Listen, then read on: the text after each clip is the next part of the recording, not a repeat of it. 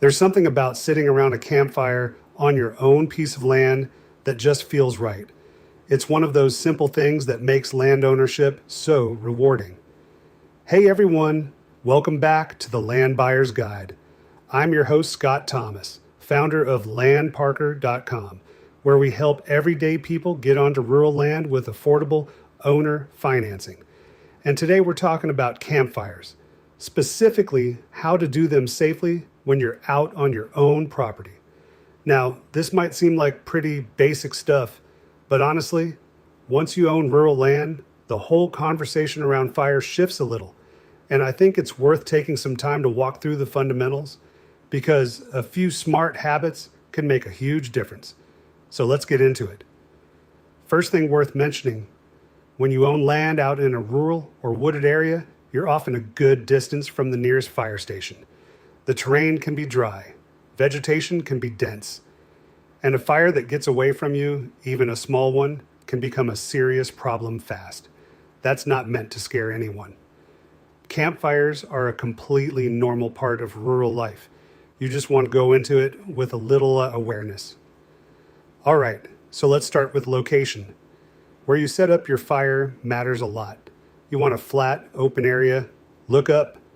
Are there branches hanging overhead? Look around. Is there dry grass or shrubs nearby? Those are things you want to move away from before you light anything.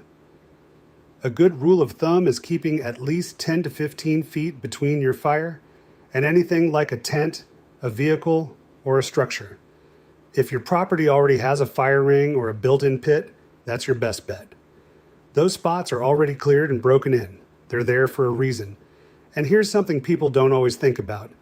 Avoid setting up on a slope if you can help it. Embers can roll downhill. Wind moves differently on slopes too. Flat ground, bare dirt, or gravel underneath, away from flammable stuff. That's your ideal setup. Now let's talk about actually building the fire. The thing is, bigger isn't better when it comes to campfires. A modest fire is so much easier to manage and honestly, just as enjoyable. You want to start small and build from there. Before you light anything, gather what you need. Some tinder. That's your dry leaves, small twigs, maybe a store-bought fire starter. Then some kindling, the finger-sized sticks. And then your larger pieces of fuel wood. Having it all ready before you strike a match makes the process smoother. Use dry, seasoned wood. Green wood or freshly cut wood burns differently. It produces more smoke and can throw off unpredictable sparks. And avoid throwing trash or cardboard into the fire, especially anything with coatings or chemicals on it. Treated lumber too. Those materials can release stuff you don't want to breathe and they create erratic flames. Just not worth it. Keep the fire contained. Don't let logs spread way out to the sides of your fire ring. A tighter, more controlled fire is easier to watch and easier to put out when you're done. Okay, supplies. Before you light up, make sure you have a few things nearby. A bucket of water, or at least a filled container, within arm's reach. A shovel's really useful, both for managing things while the fire's going and for putting it out properly. A fire extinguisher rated for outdoor use is a smart thing to have on your property, especially if you're out there regularly. And a long metal poker or stick so you can adjust logs without getting too close to the flames. This stuff doesn't need to be complicated or expensive. Just have it on hand before you need it. Now while the fire is burning, you don't have to stare at it the whole time, but you do want to stay present. Keep an eye on the wind. A gust can carry embers further than you'd expect, and conditions can shift pretty quickly. Add wood gradually rather than tossing a bunch on at once, which can cause things to flare up suddenly. If kids or pets are around, keep them at a safe distance, and watch for any embers that land outside your fire ring.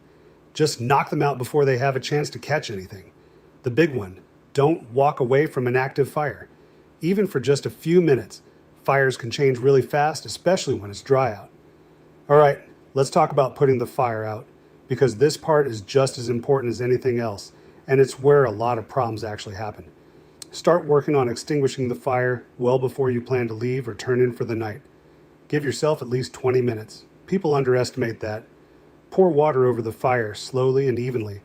You want to cover all the embers, not just the visible flames. Then take your shovel and stir everything around. That exposes the hot spots underneath. Add more water. Stir again. Repeat until everything is cool to the touch. If the ashes still feel warm, the fire isn't out yet. It really needs to be cool. If you're in a situation where water's limited, you can smother it with dirt and stir thoroughly. But water is the more reliable option when you have it available. Here's something else that's worth a few minutes of your time before you build any fire. Check local conditions and regulations. A lot of counties and states issue fire bans during dry seasons or when there are high winds. It's pretty easy to check. Your local fire department's website or a quick call can tell you if there are any restrictions in effect. State forestry departments also post fire danger ratings online regularly. Worth a look, especially during summer and fall. If you're on a property that has a homeowners association or any kind of deed restrictions, it's also worth reviewing those. Some rural properties have rules around open burning. And if you're planning to build a permanent fire pit on your homestead, check whether your county requires a permit for that. Some do, some don't.